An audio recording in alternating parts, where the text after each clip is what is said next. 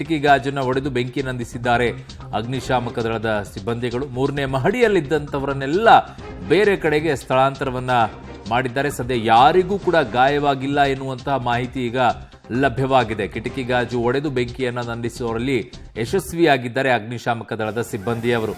ಯಾರಿಗೂ ಕೂಡ ಯಾವ ಗಾಯಗಳು ಆಗಿಲ್ಲ ಅನ್ನುವಂಥ ಮಾಹಿತಿಯನ್ನ ಕೊಡ್ತಾ ಇದ್ದಾರೆ. ಬೆಂಕಿ ಕಾಣಿಸಿಕೊಳ್ತಾ ಇದ್ದಂತೆ ಅಲ್ಲಿರುವಂಥ ರೋಗಿಗಳನ್ನೆಲ್ಲ ಬೇರೆ ಕಡೆಗೆ ಸ್ಥಳಾಂತರಿಸುವಂಥದ್ದು, ಜೊತೆಗೆ ಅಲ್ಲಿರುವಂಥವ್ರನ್ನ ಆಚೆ ಹೋಗಿ ಅಂತ ಕಳಿಸುವಂಥ ಕೆಲಸವನ್ನು ಮಾಡಿದ್ದಾರೆ. ಹಾಗಾಗಿ ಯಾರಿಗೂ ಯಾವುದೇ ರೀತಿಯಾಗಿ ಹಾನಿ ಆಗಿಲ್ಲ ಅನ್ನುವಂಥ ಸ್ಪಷ್ಟ ಮಾಹಿತಿಯನ್ನು ಈಗ MS ರಾಮಯ್ಯ ಆಸ್ಪತ್ರೆಯಿಂದ ಸಿಗ್ತಾ ಇದೆ.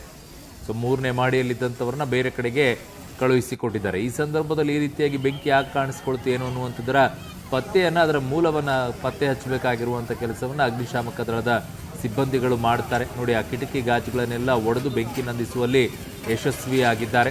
ಸೊ ಅಲ್ಲಿ ಒಳಗಡೆನೂ ಇದ್ದರು. ಆ ಗ್ಲಾಸ್ಗಳನ್ನು ಒಡೆಯೋದ್ರಲ್ಲಿ ಒಳಗಡೆಯಿಂದ ಅವರು ಕೂಡ ಪ್ರಯತ್ನವನ್ನು ಮಾಡ್ತಾ ಇದ್ರು.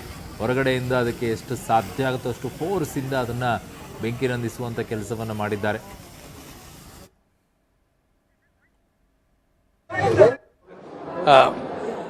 ಈ ದಿವಸ ಸುಮಾರು ಮಧ್ಯಾಹ್ನ 1:15ಕ್ಕೆ ನಮ್ಮ ಕಾರ್ಡಿಯಾಲಜಿ ಡಿಪಾರ್ಟ್ಮೆಂಟ್ನ CCU ಕಾರ್ಡಿಯೋ ಕೇರ್ ಯೂನಿಟ್ನಲ್ಲಿ ಸಣ್ಣ ಬೆಂಕಿ ಪ್ರಾರಂಭ ಆಗಿದೆ.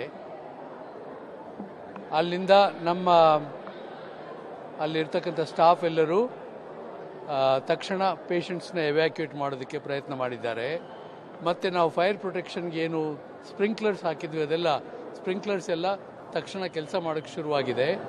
ಮತ್ತು ನಮ್ಮಲ್ಲಿ ಹಾಸ್ಪಿಟಲ್ದೇ ಆಗಿರ್ತಕ್ಕಂಥ ಫೈರ್ ಟೆಂಡರ್ಗಳಿದೆ 2 ಅಗ್ನಿಶಾಮಕ ಯಂತ್ರಗಳು, ಅವು ಸಹ ನೀರನ್ನು ಇಲ್ಲಿಂದ ಕೆಳಗಿಂದ ಪಂಪ್ ಮಾಡೋಕ್ಕೆ ಶುರು ಮಾಡಿದೆ.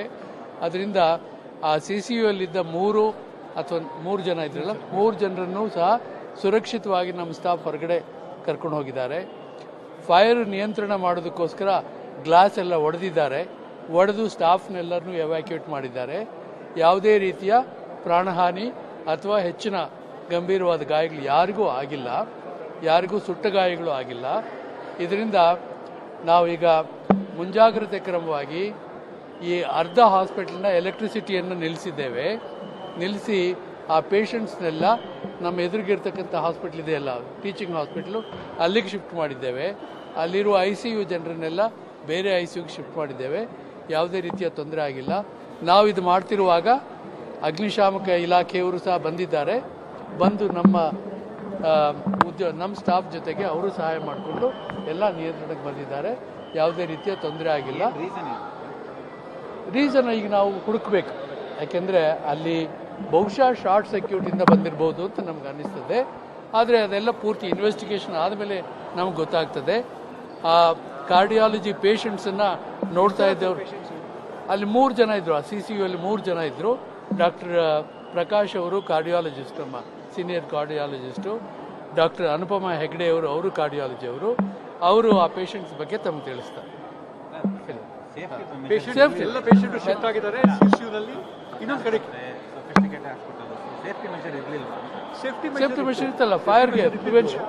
ಅದಕ್ಕೇನೆ ಶಾರ್ಟ್ ಸರ್ಕ್ಯೂಟ್ ಆದರೆ ತಕ್ಷಣ ಅದಕ್ಕೆ ಎಲ್ಲ ಪೇಷಂಟ್ಸ್ ಸೇಫ್. ಪೇಷಂಟ್ಸ್ಗೂ ಏನಾಗಿಲ್ಲ, ಸ್ಟಾಫ್ಗೂ ಏನಾಗಿಲ್ಲ, ಯಾರಿಗೂ ಏನಾಗಿಲ್ಲ. ಎಲ್ಲರೂ ಶಿಫ್ಟ್ ಆಗಿದ್ದಾರೆ, ಎಲ್ಲ ಆರಾಮಾಗಿದ್ದಾರೆ, ಯಾರಿಗೂ ಏನು ತೊಂದರೆ ಆಗಿಲ್ಲ. ಗೊತ್ತಿಲ್ಲ, ಹುಡುಕಬೇಕು. 1 ಕಾಲ್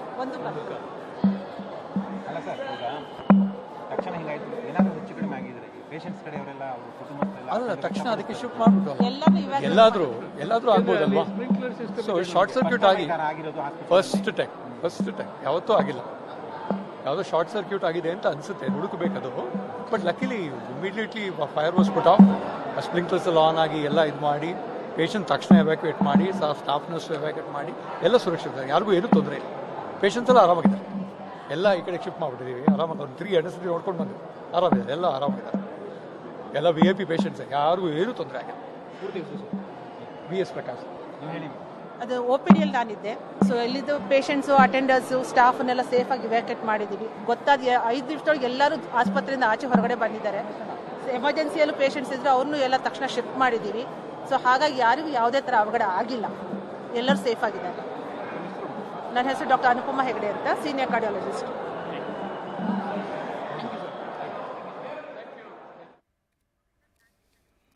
ನನ್ನ ಸಹೋದ್ಯೋಗಿ ಈಗ ನಾಗೇಶ್ ನನ್ನ ಸಂಪರ್ಕಕ್ಕೆ ಮತ್ತೆ ಸಿಗ್ತಾ ಇದ್ದಾರೆ. ನಾಗೇಶ್, ಈಗ ಒಂದು ರೀತಿಯಾಗಿ ಎಲ್ಲರೂ ಕೂಡ ನಿರಾಳರಾಗಬೇಕಾಗಿದ್ದು, ಅಲ್ಲಿ ಯಾವ ರೋಗಿಗಳಿಗೂ ಕೂಡ ಯಾವುದೇ ರೀತಿಯಾದಂತಹ ಹಾನಿ ಆಗಿಲ್ಲ, ಎಲ್ಲರೂ ಕೂಡ ನೆಮ್ಮದಿಯಾಗಿದ್ದಾರೆ ಅನ್ನುವಂಥದ್ದು. ಬಟ್ ಮೂಲವಾಗಿ ಕಾಡುವಂಥದ್ದು ಸೇಫ್ಟಿ ಮೆಜರ್ಸ್ಗಳನ್ನು ತೆಗೆದುಕೊಂಡಿದ್ದ ಪರಿಣಾಮವಾಗಿ ಹೀಗಾಗಿದೆಯಾ, ಅಥವಾ ಸೇಫ್ಟಿ ಮೆಜರ್ಸ್ ಅಲ್ಲಿ ಇರಲೇ ಇಲ್ವಾ ಅಂತ?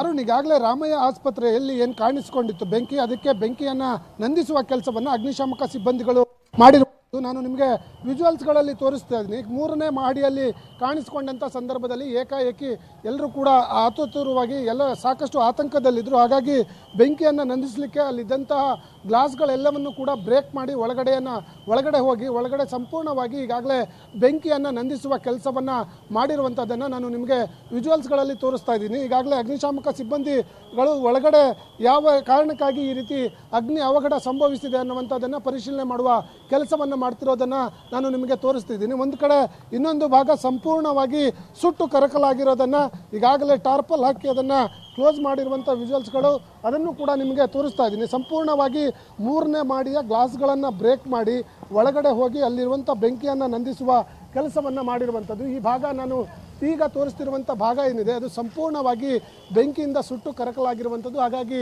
ಅದನ್ನು ಟಾರ್ಪಲ್ ಹಾಕಿ ಕ್ಲೋಸ್ ಮಾಡಿರುವಂಥ ದೃಶ್ಯಾವಳಿಗಳನ್ನು ಕೂಡ ನಾನು ನಿಮಗೆ ತೋರಿಸ್ತಾ ಇದ್ದೀನಿ.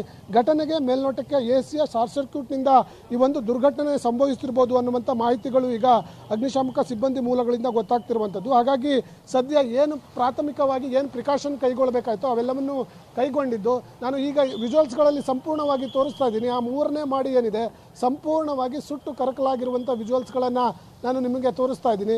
ಅಲ್ಲಿ ಇದ್ದಂಥ ಬೆಂಕಿಯನ್ನು ಸಂಪೂರ್ಣವಾಗಿ ನಂದಿಸಿ ಆಗುವಂಥ ಅನಾಹುತಗಳನ್ನು ತಪ್ಪಿಸುವ ಕೆಲಸವನ್ನು ಅಗ್ನಿಶಾಮಕ ಸಿಬ್ಬಂದಿಗಳು ಮಾಡಿರುವಂಥದ್ದು. ಅದರ ಜೊತೆ ಈ ಒಂದು ಘಟನೆ ಸಂಭವಿಸಿದಂಥ ಸಂದರ್ಭದಲ್ಲಿ ಪ್ರತ್ಯಕ್ಷದರ್ಶಿಗಳು ಕೂಡ ಇದ್ದರು. ಅವ್ರು ಏನು ಹೇಳ್ತಾರೆ ಅನ್ನುವಂಥದ್ದನ್ನು ಅವರಿಂದನೇ ಕೇಳ್ತೀನಿ. ಯಾವಾಗ ಎಕ್ಸಾಕ್ಟಾಗಿ ಬೆಂಕಿ ತಗಲ್ತು ಅನ್ನುವಂಥದ್ರ ಬಗ್ಗೆ. ಸರ್, ಎಷ್ಟು ಗಂಟೆಗೆ ಆಯಿತು, ಏನು ಕಥೆ? ಸರ್, ಸುಮಾರು 1:30 ಸಮಯ ಫುಲ್ಲು ಬೆಂಕಿ ಎತ್ಕೊಂಡು ಸ್ಮೋಕು ಜಾಸ್ತಿ ಆಯಿತು. ಸೊ ನಾವು ಬ್ಲಡ್ ಸ್ಯಾಂಪಲ್ ಕೊಡೋಕ್ಕಂತ ಬಂದ್ವಿ. ಇಮಿಡಿಯೇಟ್ಲಿ ಇದಾಯಿತು. ಸೊ ಇಮಿಡಿಯೇಟ್ಲಿ ಅವರು ಸೆಕ್ಯೂರಿಟಿ ಟೀಮ್ ಎಲ್ಲ ಫೈರ್ ಅವ್ರು ಫೋನ್ ಮಾಡಿದ್ದಾರೆ ಅನಿಸುತ್ತೆ. ಅದು ಕೂಡ ಒಂದು 10 ಮಿನಿಟ್ಸಲ್ಲಿ ಬಂತು, ವಿತಿನ್ 10 ಮಿನಿಟ್ಸಲ್ಲಿ ಬಂತು. ಸೊ ಇಮಿಡಿಯೇಟ್ಲಿ ಅವರೆಲ್ಲ ಬ್ರೇಕ್ ಮಾಡಿದ್ರು ಗ್ಲಾಸ್ ಎಲ್ಲ. ಪೇಷಂಟ್ಲ ಇಮಿಡಿಯೇಟ್ಲಿ ಆಂಬುಲೆನ್ಸಲ್ಲಿ ಓಲ್ಡ್ ಹಾಸ್ಪಿಟ್ಲಿಗೆ ಶಿಫ್ಟ್ ಮಾಡಿದ್ದಾರೆ. ಎಷ್ಟು ಜನ ಪೇಷಂಟ್ ಇತ್ತು ಅಲ್ಲಿ? ಆ ಫ್ಲೋರಲ್ಲಿ 3 ಜನ ಪೇಷಂಟ್ ಇದ್ರು ಅಂತ. 3 ಜನ ಆಯಿತು. ನಾವು ಹೋಗಿ ಒಳಗಡೆ ಫ್ಲೇರ್ ಎಲ್ಲ ಕಡಿಮೆ ಆಯಿತು. ಆಮೇಲೆ ಒಂದು ಪೇಷಂಟ್ ಇತ್ತು ನಮ್ಮ ಹತ್ರ. ಹೋಗಿ ಎಲ್ಲ ಪೇಷಂಟ್ ಎಲ್ಲ ಶಿಫ್ಟ್ ಮಾಡಿ ಒಳಗಡೆ ಸಿಕ್ಕಾಪಟ್ಟೆ ಬೆಂಕಿ ಹಚ್ಕೊಬಿಟ್ಟಿದೆ. ಬೇರೆ ರೂಮ್ ಎಲ್ಲ. ಆ ಕಟ್ಟಡದಲ್ಲಿ ಯಾರು ರೋಗಿಗಳು ಇರಲಿಲ್ಲ? ಇಲ್ಲ ಸರ್. ಅದೇನು ಕಟ್ಟಡ ಅದು? ಏನೋ ನಮಗೂ ಅರ್ಥ ಆಗಿಲ್ಲ ಸರ್. ಅದು ಫೈರ್ ಎಲ್ಲ ಕಡಿಮೆ ಆಯಿತು. ಹೋಗಿ ಪೇಷಂಟ್ ಎಲ್ಲ ಎಳ್ಬಿಟ್ಟು ಪಕ್ಕದ ರೂಮಲ್ಲಿ ವಾಟ್ಸಪ್ ಆಸ್ಪತ್ರೆಯಲ್ಲಿ ಸೇರಿಸಿ ಆಮೇಲೆ ಡಾಕ್ಟರ್ ಎಲ್ಲ ಬಂದರು, ಎಲ್ಲ ನೋಡಿದ್ರು. ಆಮೇಲೆ ಅಷ್ಟೇ, ಪೂರ್ತಿ ಬ್ಲಡ್ ಎಲ್ಲ ಹೋಯ್ತು ಪೇಷಂಟ್ದು. ಏನೋ ಹೇಳೋಕ್ಕಾಗಲ್ಲ, ಅದ್ರ ಮೇಲೆ ದೇವ್ರ ಮೇಲೆ ಸರ್. ಅರುಣ್, ಈಗ ಘಟನೆಯಲ್ಲಿ 3 ಜನ ಪೇಷಂಟ್ಗಳಿಗೆ ಸಣ್ಣ ಪುಟ್ಟ ಗಾಯಗಳು ಕೂಡ ಆಗಿದ್ದಾವೆ ಅನ್ನುವಂಥದ್ರ ಬಗ್ಗೆ ಪ್ರತ್ಯಕ್ಷಿಗಳು ಹೇಳುತ್ತಿರುವಂಥ ಮಾಹಿತಿ. ಈಗಾಗಲೇ ಅವರನ್ನು ಬೇರೆ ವಾರ್ಡ್ಗೆ ಶಿಫ್ಟ್ ಮಾಡಿದ್ದು, ಅಲ್ಲಿ ಚಿಕಿತ್ಸೆ ಕೊಡಿಸುವ ಕೆಲಸವನ್ನು ಮಾಡಿರೋದಂಥದ್ದು. ಮೇಲ್ನೋಟಕ್ಕೆ ಇಲ್ಲಿ ಸೇಫ್ಟಿ ಮೆಜರ್ಮೆಂಟ್ ಇದ್ರೂ ಕೂಡ ಶಾರ್ಟ್ ಸರ್ಕ್ಯೂಟ್ನಿಂದ ಈ ಒಂದು ಘಟನೆ ಸಂಭವಿಸಿದೆ ಅನ್ನುವಂಥ ಮಾಹಿತಿಗಳು ಈಗ ಸದ್ಯಕ್ಕೆ ಲಭ್ಯವಾಗ್ತಿರುವಂಥದ್ದು. ಅರುಣ್. ಓಕೆ ನಾಗೇಶ್, ನಿಮ್ಮೆಲ್ಲ ಮಾಹಿತಿಗೆ ಧನ್ಯವಾದಗಳು.